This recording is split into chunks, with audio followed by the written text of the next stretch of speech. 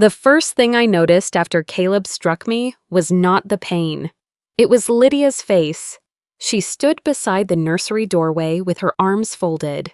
Framed by the floral curtains she had hung without asking me. She did not gasp. She did not step forward. She did not look surprised. Caleb moved between us as though protecting her from me. "You're the one who needs to leave this house, Nora," he said. "Not Lydia." My cheek burned. One hand pressed against the kitchen counter while the other curved around my 7-month belly. For several seconds, I could hear only the refrigerator humming and my breathing. Then I understood something more frightening than the slap. Lydia had expected this. Maybe not the movement of Caleb's hand, but the outcome. She had expected him to choose her. The stillness in her face told me this scene had already existed somewhere between them before it happened in front of me. I did not argue. I took my purse, keys, and coat from the chair by the back door. Caleb did not stop me. Lydia did not apologize. Neither of them asked whether the baby was all right. I drove toward Maya's apartment, but I missed the turn twice. Streetlights blurred across the windshield. My cheek throbbed with every heartbeat. Yet the pain that frightened me was lower, deeper, in the silence beneath my ribs. June had been active all evening. Now I could not feel her move. At a red light, I pressed both hands against my stomach and whispered her name. Nothing happened. By the time I reached Maya's building, I was shaking so badly I could barely fit the key back into my purse. Maya opened the door, took one look at my face, and did not ask what Caleb had done. "Is the baby moving?" she asked. "I don't know." She grabbed her car keys. At the obstetric emergency department, a nurse placed 2 monitors across my stomach. One tracked contractions, the other searched for June's heartbeat. The few seconds before the sound arrived felt longer than the 5 years of my marriage. Then the room filled with a rapid, steady rhythm. I began crying before anyone told me she was safe, while the nurse documented the swelling on my cheek and asked me to describe what had happened. My phone lit up. Caleb had written, "I'm sorry I lost my temper, but you cannot keep treating Lydia like that." There it was, an admission wrapped around an accusation. Maya photographed the message, sent the image to a new email account, and told me not to delete anything. The nurse recorded my statement in the medical chart and quietly asked whether I felt safe returning home. I said no. A hospital advocate explained my options and offered to contact the police. I hesitated. Caleb was an accountant. An arrest, or even a formal report, could damage his career. Maya looked at me across the hospital bed. "He wasn't worried that hitting you would damage your life," she said. "Stop protecting him from the consequences he created." For most of my marriage, I had confused protecting peace with protecting the people who kept breaking it. That night, I agreed to make the report.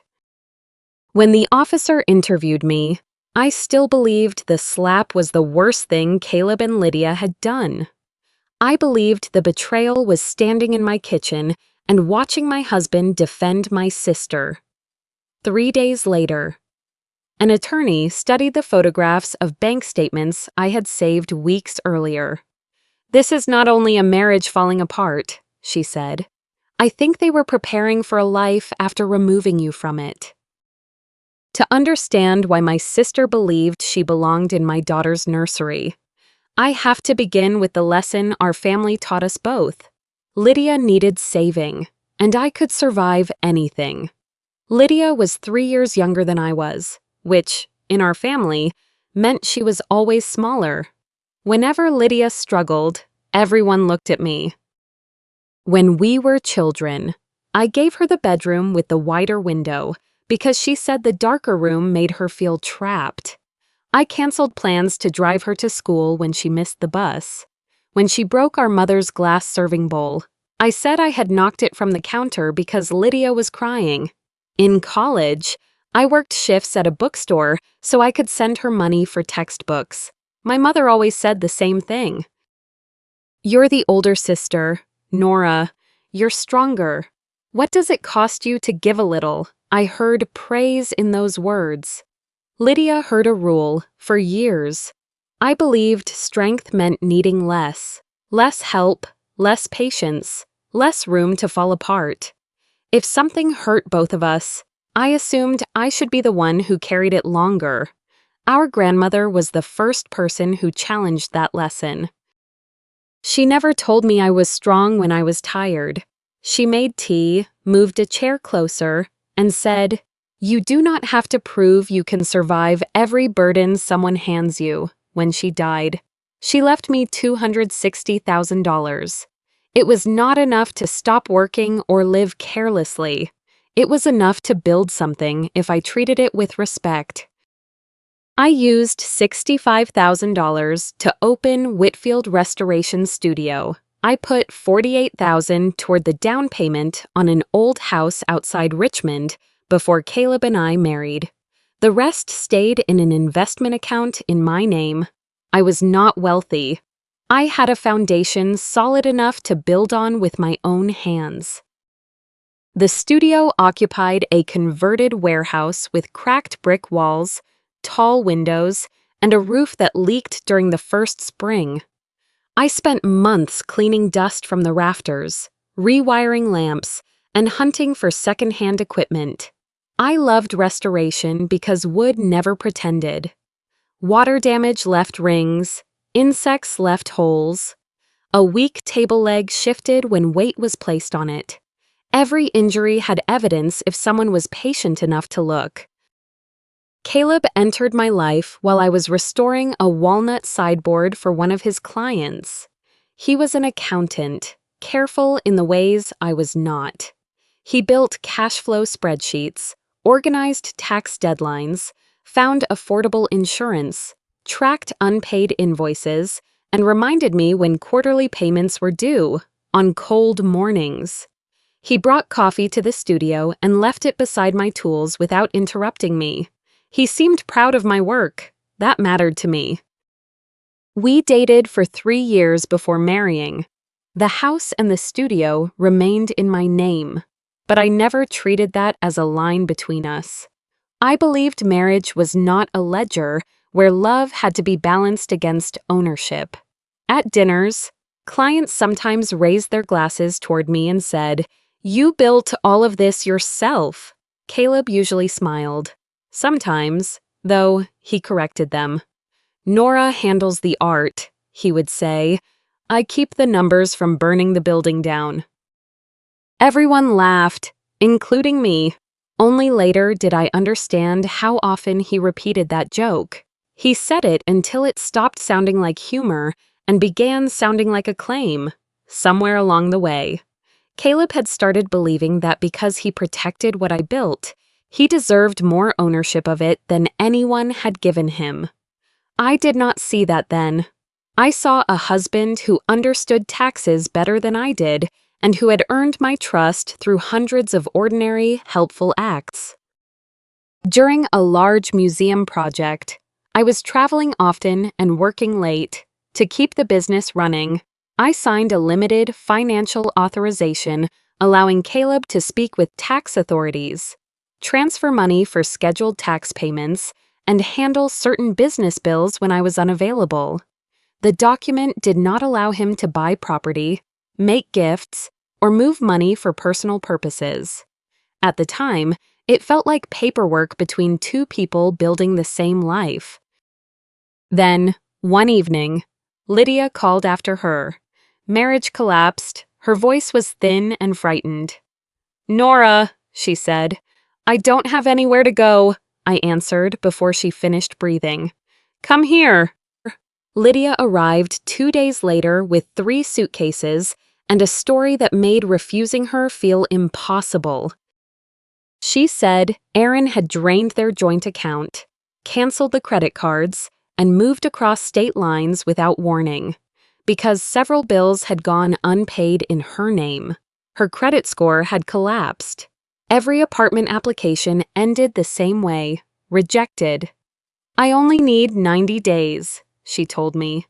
"Just enough time to find work, rebuild my credit, and get somewhere small." Before I could answer, Caleb set her suitcase beside the stairs. "Family does not need permission to be helped," he said. I looked at him with gratitude. He had offered kindness before I had to ask for it. At the time, that felt like proof I had married the right man. During the first month, Lydia was impossible to resent. She cooked dinner 3 nights a week, bought groceries without being reminded, cleaned the bathrooms, and insisted on paying part of the electric bill. She left thank you notes beside the coffee maker. When the studio phone rang while I was carrying furniture or speaking with a client, she answered politely, wrote down names, and placed the messages in rows on my desk. Every few days, she showed me job listings or apartment advertisements on her laptop. "I am not settling in," she said more than once. "I am getting back on my feet." I believed her. I felt relieved. Helping her seemed not only compassionate, but practical. She was contributing. Caleb appeared comfortable. The house felt fuller, but not yet crowded. The changes began in the second month, and each one was too small to justify an argument. Lydia started receiving mail at our address. She moved 2 boxes into the storage room, then 4.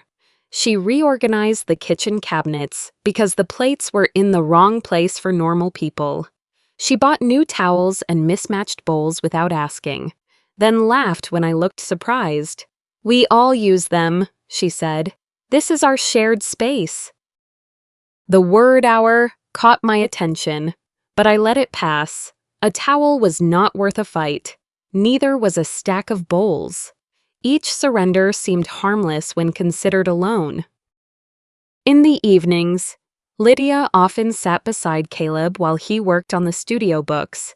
She asked about revenue, expenses, insurance, and taxes with an interest I had never shown. Numbers made my eyes blur after long days at the workbench. Caleb enjoyed explaining them to someone who listened, as though every spreadsheet contained a secret. One night, I heard Lydia say, "I always thought Nora built this business alone. Now I understand you are the one keeping everything from falling apart." Caleb laughed, but he did not correct her.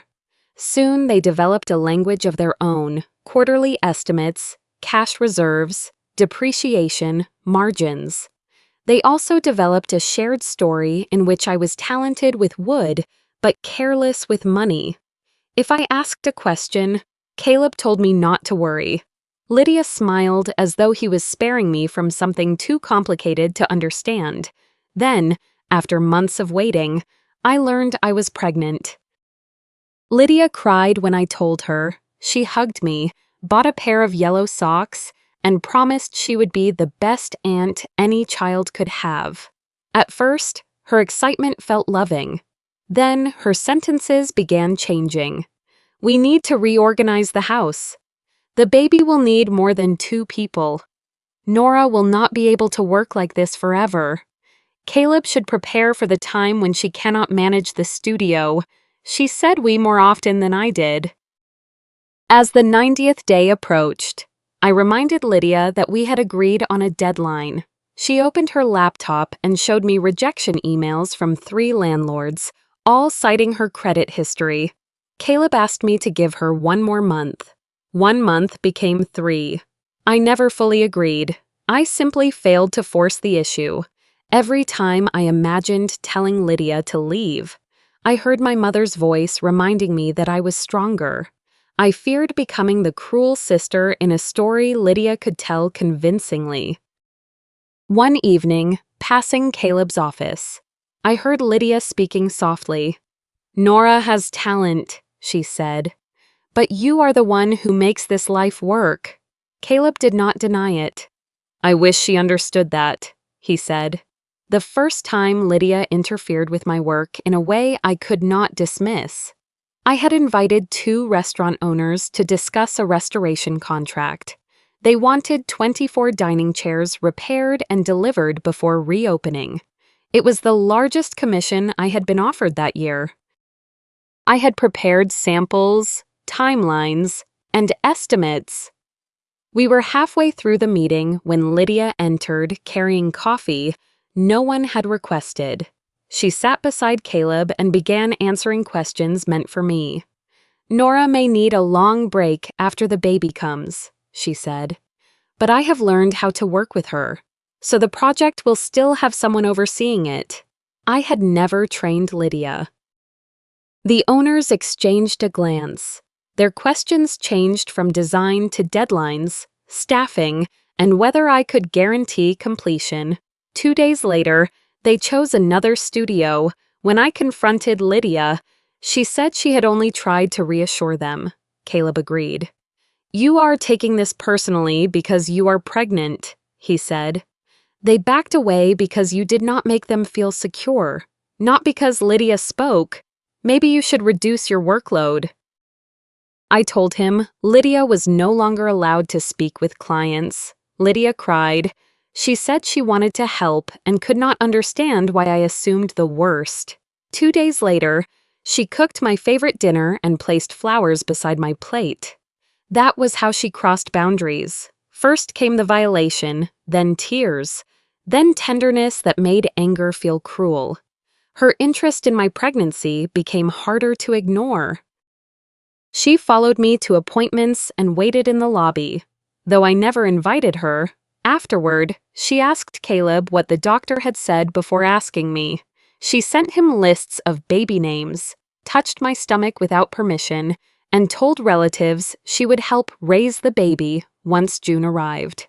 I asked Caleb to make it clear that decisions about our daughter belong to us.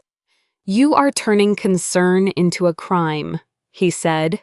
Soon, concern became the story they told about me. Lydia texted our mother. "I am worried Nora is under too much pressure." Caleb told friends I was not sleeping, that pregnancy had made me irritable, and that I was struggling with finances. He suggested I might need to step away from the studio. One afternoon, Lydia argued with me over the kitchen cabinets. She kept pressing until I raised my voice. Then she lifted her phone as though recording. The gesture lasted 1 second. It was enough. After that, I measured every sentence I spoke at home. I wondered which version of me they were collecting and who they planned to show it to. One evening, Lydia left her phone on the kitchen table while she showered. The screen lit up with a message from Caleb. "Do not tell her. I will handle it my way." I did not unlock the phone. I photographed the screen and sent the image to an email account Caleb did not know existed. The message could have meant anything. That was what I told myself. Still, I opened the studio records the next morning and looked closer. 3 transfers caught my attention: $2,400, $3,100, and $4,600. Each was labeled estimated tax. When I asked Caleb, his expression hardened. "They are quarterly payments," he said. "This is why you asked me to manage the system. You cannot hand me responsibility and then accuse me because you do not understand it." I had not accused him. I began taking photographs. I copied statements, transaction dates, and account numbers into the same private email. I did not know what I was looking for. I knew every question made Caleb more interested in proving I was unreasonable than answering me. A week later, I prepared a move-out schedule for Lydia. It included apartment listings, storage options, and a final date. Caleb read half a page before pushing it aside. "Do not do this while you are emotional," he said. I understood the trap. In my house, any boundary I set could be dismissed by calling me unstable. Several days later, I came home early and found Lydia in our bedroom, holding one of June's ultrasound photographs toward the window. She did not startle. "I wanted to see her more clearly," she said. It was the first time Lydia referred to my daughter with the intimacy of someone who already believed the child belonged partly to her. A chill moved through me before I understood why. It felt less like curiosity than a quiet claim. I painted June's nursery myself over several quiet evenings. The walls were a soft green, close to the color of a small table my grandmother had kept beside her bed. As a child, I used to trace the worn edges with my finger, while she told me that old things did not become worthless simply because time had marked them. The nursery was the only room in the house Lydia had not been allowed to rearrange. That boundary lasted until one Thursday evening. When I came home, Lydia was standing on a chair, hanging heavy floral curtains across the nursery window. They were bright, crowded, and completely wrong for the room. "I bought them with my own money," she said before I could ask. "Take them down." She laughed as though I had made an unreasonable demand. "You need to learn how to share decisions," she said. "Besides, this room is not something you will control forever." I looked at her. "What does that mean?" Lydia's eyes moved past me toward Caleb, who was standing in the hallway. He said nothing. His silence was not confusion. It was agreement without the courage to speak. Something inside me became very still. For years, I had believed family conflict could be survived by becoming quieter, kinder, and easier to ignore. Standing there, I understood that silence had not protected our family. It had only protected the people hurting me. "Take the curtains down," I said. "Pack your things and be out of my house by tomorrow morning." Lydia's expression changed immediately. The confidence disappeared, replaced by trembling lips and wounded eyes. "You are throwing out a woman who has nowhere else to go," she said. Caleb stepped between us. He called me selfish, unstable, cruel to someone who had already been abandoned.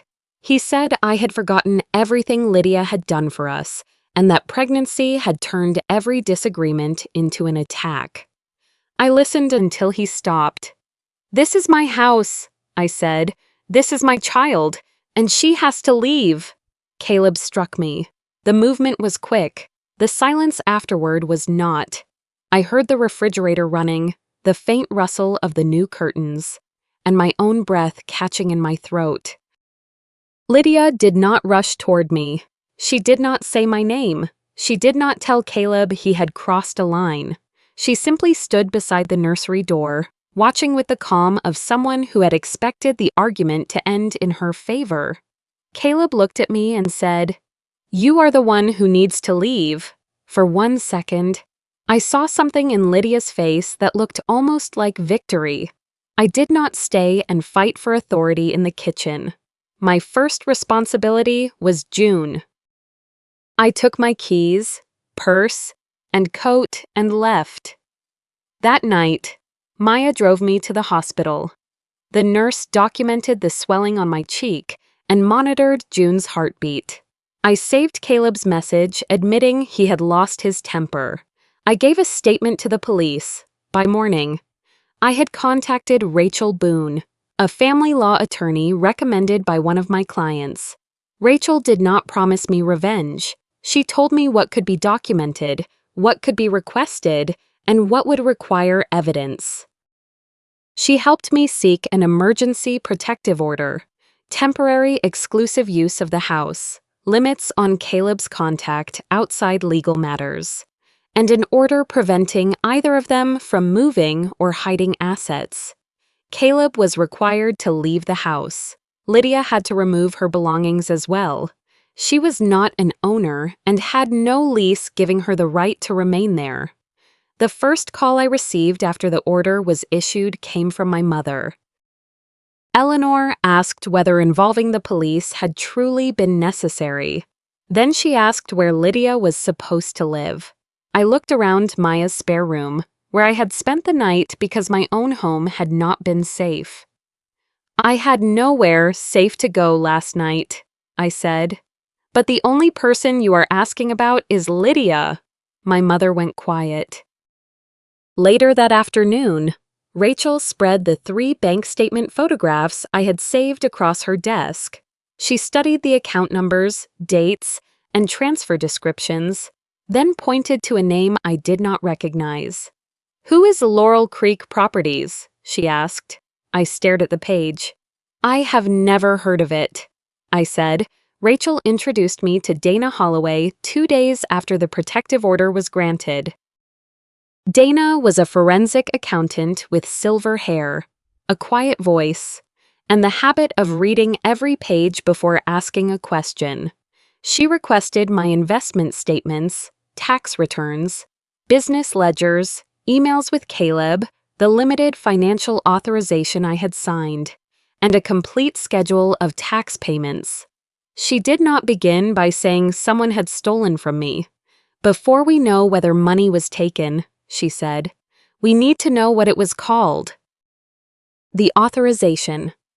I had given Caleb allowed him to transfer money for tax obligations and certain business expenses. He had used the same transfer process, the same accounts, and many of the same payment dates. What changed was the destination. Nothing in the authorization permitted Caleb to buy property, make gifts, create companies, or redirect my money for anyone's personal benefit at all. In the studio books, the transactions appeared under ordinary labels: estimated tax, equipment reserve, vendor deposit, expansion planning. The amounts were small enough to look routine and scattered enough to avoid creating one dramatic drop in my balance.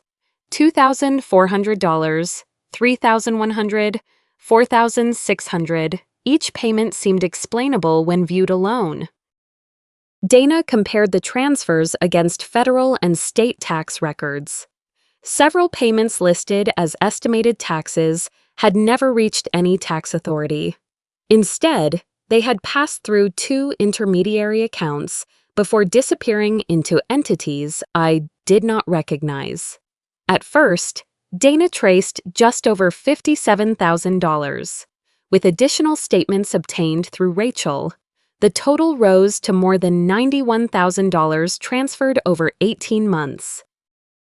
I sat across from Dana while she arranged the transactions in chronological order. Caleb had not moved money randomly. He had timed many withdrawals shortly after large client invoices cleared or investment dividends arrived, when the overall balance looked healthy enough that I would be less likely to notice. A significant portion of the money had gone to Laurel Creek Properties, LLC. Public records showed that Lydia had registered the company. Its original mailing address was a private mailbox about 30 minutes from my house, 4 months before Caleb struck me. The company had purchased a duplex near Petersburg. I stared at the property record until the words stopped making sense. Lydia had spent months telling us she could not qualify for an apartment. She had shown me rejection emails. She had cried at the kitchen table. Caleb had asked me to extend her stay because she had nowhere else to go. While they were saying those things, they had already bought a building with my money. The ownership structure was designed to look simple from the outside. Lydia was listed as the LLC manager. Caleb's name did not appear on the deed, but an early capital disclosure showed that he held a 49% beneficial interest through a separate arrangement connected to the company. He had hidden his relationship to the property without giving up his share of it. The mortgage file was not yet complete, but Dana found one important notation from the lender. The down payment had been identified as a family gift. "I never gave Lydia money for a house," I said. Rachel immediately sent discovery requests for the closing file, the source of funds documents, and any gift certifications submitted to the lender. I thought hearing the total would break me. It did not. $91,000 was a devastating number. But numbers were still abstract. They could be placed in columns, circled, and added. What made me cry was the purchase date. The duplex had closed on the same evening. Caleb took me to dinner after a reassuring ultrasound appointment. I remembered him raising a glass of sparkling water and saying we were celebrating our daughter's healthy heartbeat. While I believed we were welcoming June together, he had been completing a hidden property transaction with my sister. Dana let me sit with that before speaking. "They did not only take your money," she said, "they used your financial system to create evidence that you willingly gave it to them." 3 days later, Rachel called me to her office. The closing documents had arrived. Inside was a letter stating that I had given Lydia $72,000 as a gift for the property purchase. Beneath the statement was a signature that looked almost like mine. The loops were close. The angle was familiar. Someone had studied the way I signed my name, but I had never seen that letter before. The signature expert examined the gift letter beside older tax documents carrying my real signature. Her conclusion was careful but clear. The name on the letter had been imitated from samples Caleb already possessed.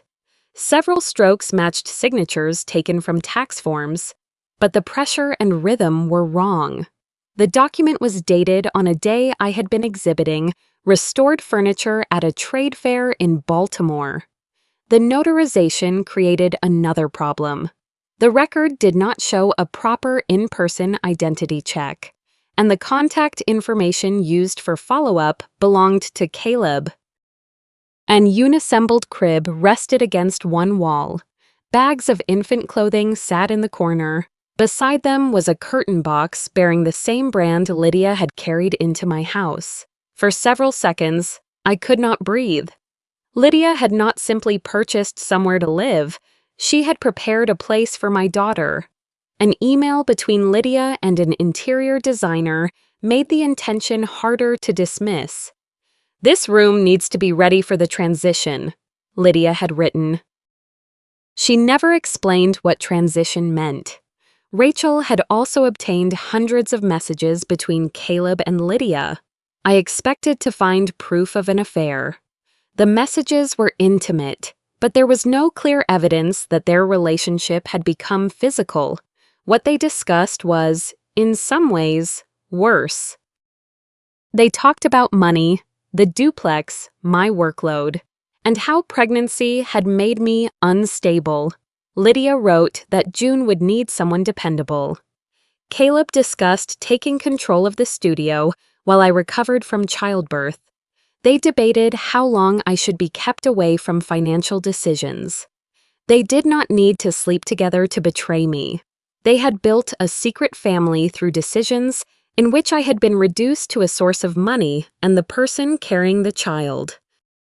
Rachel then contacted Lydia's former husband, Aaron Pike, to verify the story Lydia had told us about her divorce.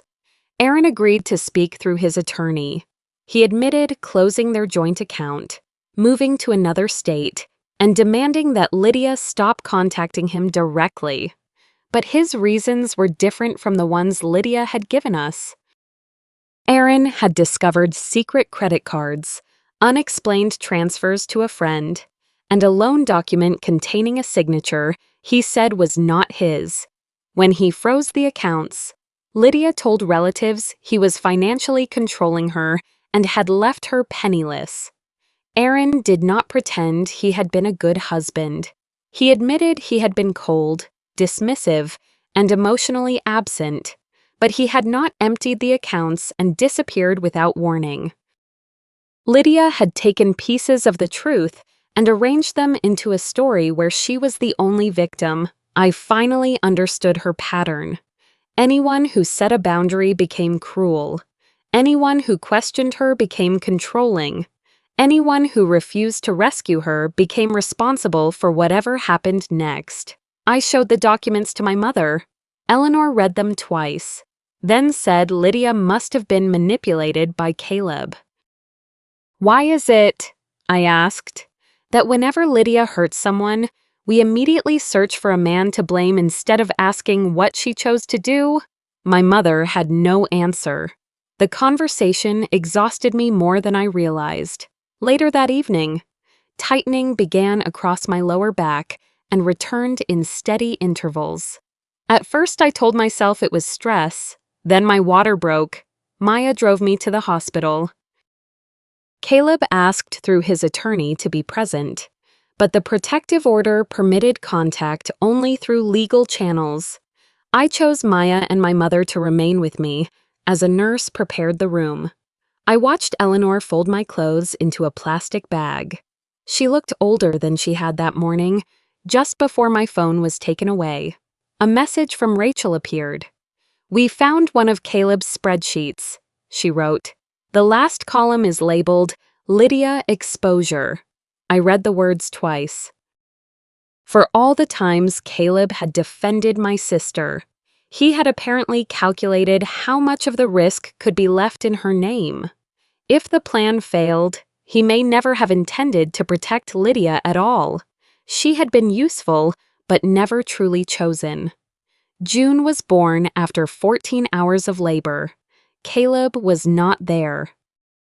Maya stayed beside the bed, counting my breaths when I forgot how. My mother held a cup of ice chips and told me stories about the night I was born. When the nurse asked who would cut the cord, Eleanor stepped forward before I could answer. They placed June against my chest, warm and impossibly small. Her fingers opened against my skin, and I understood that protecting her would require courage beyond preserving appearances ever had. For the first time in months, I was inside a relationship that did not require me to wonder whether I was allowed to exist. A week later, Rachel came to Maya's apartment and explained what would happen next. The protective order and the hospital record would matter. So would Caleb's message admitting he had lost his temper. But none of those things automatically erased his rights as June's father. If he followed court requirements, accepted supervision, and demonstrated safe behavior, he could still have parenting time. "You cannot let hatred make every decision," Rachel said. "The court will ask what protects June, not what punishes Caleb," I understood. I did not want to use my daughter as a prize in a war. I wanted her safe. Dana reviewed Caleb's spreadsheet with us several days later. It listed the transfers, the LLC assets, and possible sale values for the duplex. 3 headings appeared near the end: Lydia Exposure, Nora Capacity, and Post-Birth Transition. Dana explained that Lydia Exposure measured how much legal and financial risk would remain in my sister's name if the arrangement was discovered. Most of the documents named Lydia, the LLC registration, the property filings, and the gift paperwork all pointed toward her. Caleb had prepared an explanation. Lydia had requested a family loan. Lydia had created the documents. Caleb had only transferred money to help. I had known about the arrangement, but forgotten because pregnancy had made me confused and overwhelmed. He had not only planned the theft, he had planned the story he would tell after it was found. Lydia's attorney showed her the spreadsheet. That was when she understood Caleb had never truly chosen her. He had chosen someone willing to hold the property, sign the forms, and absorb the danger. Lydia began cooperating with investigators. It was not a sudden awakening of conscience. She wanted to reduce her own consequences. She turned over messages in which Caleb explained how to prepare the false gift letter. She provided an email where he wrote that I never checked tax payments. She surrendered a recording of him saying I could be described as too unstable to manage property. She also gave investigators messages about the green room in the duplex. One line mattered more than the others. "After the baby is born, Nora will be too exhausted to fight anything." During Lydia's deposition, she insisted she had never intended to take June. "I wanted to help," she said. Rachel placed the appraisal photograph of the nursery in front of her. Then why did you prepare a room for a child in a house her mother did not know existed? Lydia looked down. Because I did not think Nora could handle motherhood and run the business. Hearing her say it aloud changed something in me. Lydia was not pretending to believe she deserved my place. She truly believed it. Our family had taught her that her needs carried more weight, while my strength made my limits negotiable.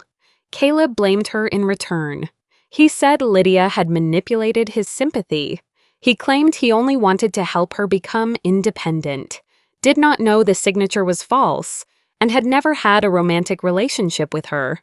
He accused me of exaggerating everything to gain custody. The messages and spreadsheets showed months of planning. At mediation, Caleb finally said, "Things got out of control." I asked him, "When did that happen? When you made the first transfer? When you used my signature? Or when you hit me to defend the woman holding the property?" He stared at the table. I waited for an answer, then realized I no longer needed one. Afterward, Rachel warned me that the divorce could end before the criminal investigation. "Will justice actually come?" I asked. "Justice does not always arrive all at once," she said. "Sometimes it comes as separate bills, separate court orders, and separate doors closing for the first time." I understood that a closed door was not always a loss. Sometimes it was protection. The divorce order did not return my life to the shape it had before. The court determined that the house I had purchased before the marriage was my separate property. The inherited funds could also be traced back to my grandmother's estate, and the transfers to Laurel Creek Properties were not voluntary gifts. I received a money judgment against Caleb. An equitable lien was placed against the LLC's interest in the duplex, which meant the property had to be sold or refinanced before part of what I was owed could be repaid. The ruling looked decisive on paper. Reality was slower. Some of the money had already disappeared into renovations, closing costs, loan payments, and legal fees. I did not receive $91,000 in a single check. Recovery came in portions, reduced by the cost of proving that the money had been mine. Caleb's employer placed him on leave when the internal investigation began, then terminated him. His professional licensing board opened its own review. He faced possible charges connected to fraud and the false documents, while the civil judgment required him to reimburse me and contribute toward legal expenses. He did not lose everything overnight. He moved into a small apartment and found temporary accounting work that did not give him access to client assets while the investigations continued. I was granted primary physical custody of June. At first, Caleb could see her only at a court-approved visitation center under professional supervision for short scheduled visits. The court considered the hospital record, the message blaming me after the assault, his attempt to describe me as unstable, and the months of financial deception. The schedule could expand if he attended therapy, completed an accountability program, followed every order, and appeared consistently. I did not call that forgiveness. June had the right to know her father only under conditions that protected her. My responsibility was not to punish Caleb or protect him. It was to observe what he did. Lydia lost her interest in the duplex and became responsible under the civil judgment for the part she had helped arrange. Investigators continued reviewing the gift letter and the source of funds documents. Her cooperation was considered, but it did not erase her choices. She was prohibited from contacting me directly and had no right to see June.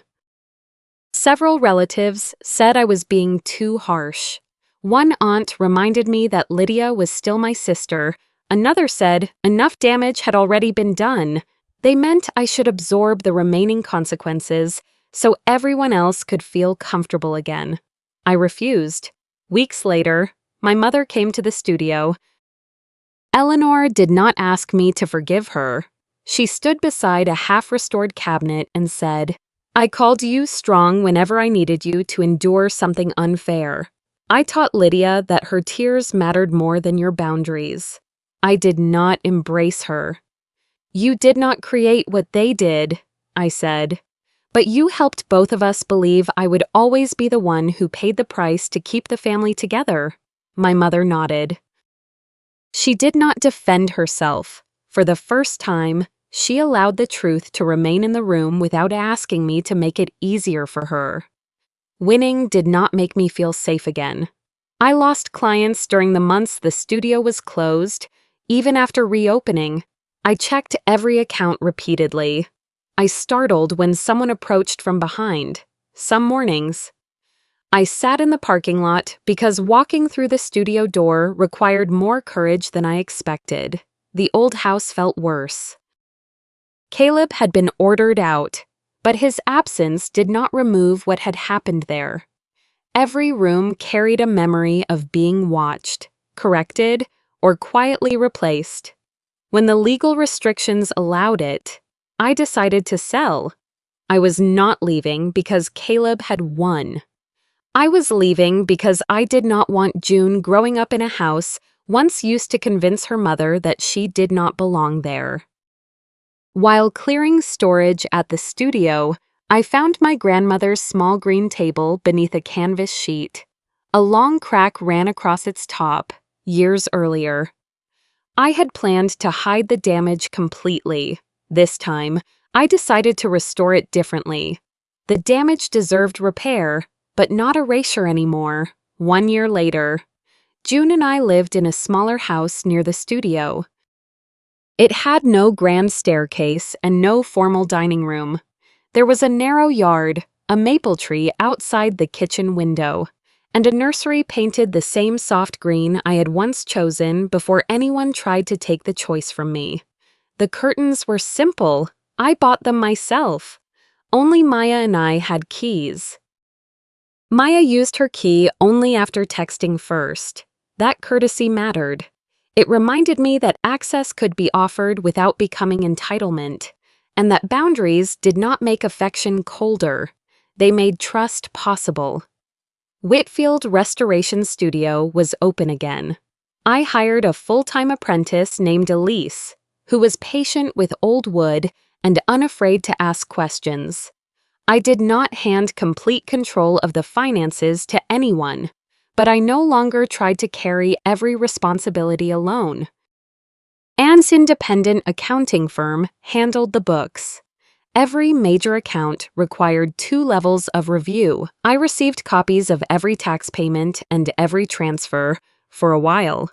Those safeguards felt like fear. Eventually, they felt like wisdom. I learned that accepting help did not require surrendering control. Caleb attended most of his scheduled visits with June. Over time, the court expanded the schedule, though it remained structured. He arrived on time more often than not, followed the rules, and learned how to hold her without looking frightened. I stopped trying to decide whether that meant he had changed or was simply doing the minimum expected of a father. "Some questions are no longer mine to answer," I told Maya. "My job is to watch what he does and keep my daughter safe." Lydia sent one letter through her attorney.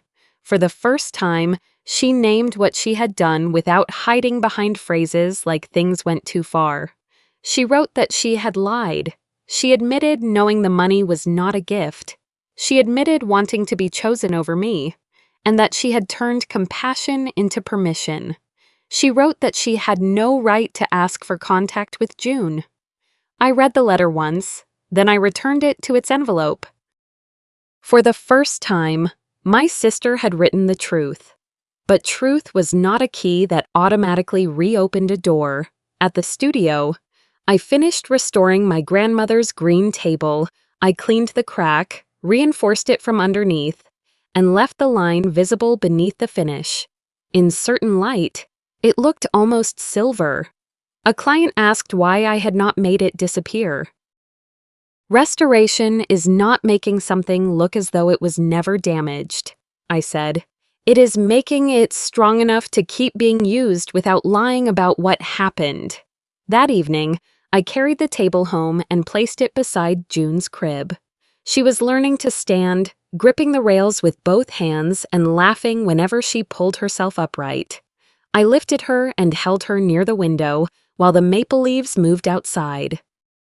I used to believe kindness meant keeping the door open. No matter how often someone crossed the threshold with harm in their hands, I know better now. Family does not earn the right to purchase its comfort with your safety. Strength is not measured by how much pain a person can absorb without complaint.